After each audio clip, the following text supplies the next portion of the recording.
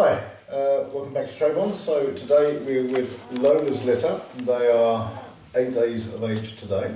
And last time we were looking at Kumara and Jam's litter, around about the same age, 9-10 days. I was talking about the difference in competition and everything else. So therefore the handling is different. And Lola here has surprised me. This is her first litter, and she's very, very much like her grandmother. In the way she handles her puppy. She's very, very, I wouldn't say hard, but she's got a routine. She's just boom. Firm is the word. She's very, very firm with her puppies.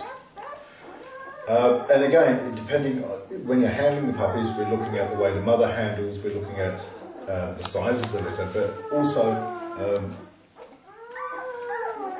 when the mother's being firm, we have to handle the puppies differently as well. Hello, Tingle. Hello. Oh, I got my head. Put that down. As I say, they're 8 days of age now. The handling is the same size litter as the Jam litter, and the genetics is not so different if you actually look at pedigrees. Jam's grandmother was class apart as well, and class apart was very, very strict with puppies. And in fact, they were our experimental litters every time in our development of a puppy program. You knew what you were getting with classes and the way she was going to bring them up, and taught me an awful lot about handling. Just a big one here. So, and generally they are pretty calm, these puppies. She's right on top of them all the time.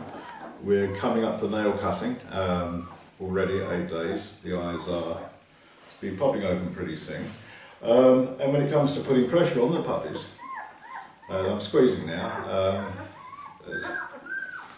Squeeze a little bit harder. The only real problem we have is when we're coming down, and we don't have any problems now. Yeah, there we go.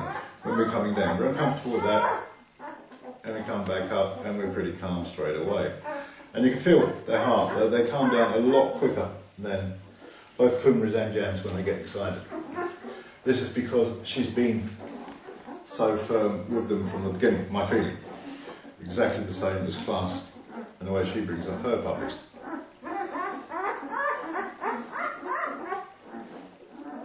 And we're calm.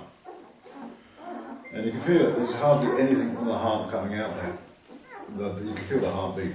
So we don't put as much pressure on the puppies, because all we're going to do, and as we demonstrate and show it with the class litter, when we put pressure on a class litter, by 12 days they have their eyes and ears open. And it's far too early, unless you actually want to aim for something as a really competitive dog. It's far too early, because you've got ultra competitive litter that is screaming for the mother's tip. The mother is suppressing the puppies all the time. So therefore the handling is different depending also on the mother, not just about the size of the litter, but the way the mother handles the litter. And as I say, she's pretty strict with it. She's got a routine with the puppies. Everybody gets fed. There's no one gets left out. She pushes puppies out of the way to let the others feed. She's very, very strict with the puppies.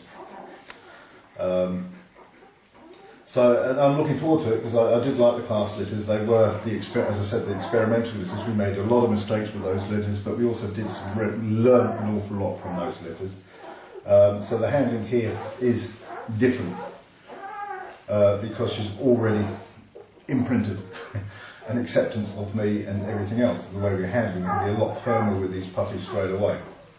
So there's no need for me to get stuck in there and actually squeeze harder than I need to. It's not a case of making them uncomfortable. To get a response, I'm going to have to actually hurt the puppy as such. And there's no need to do that. We've got the right amount of competition.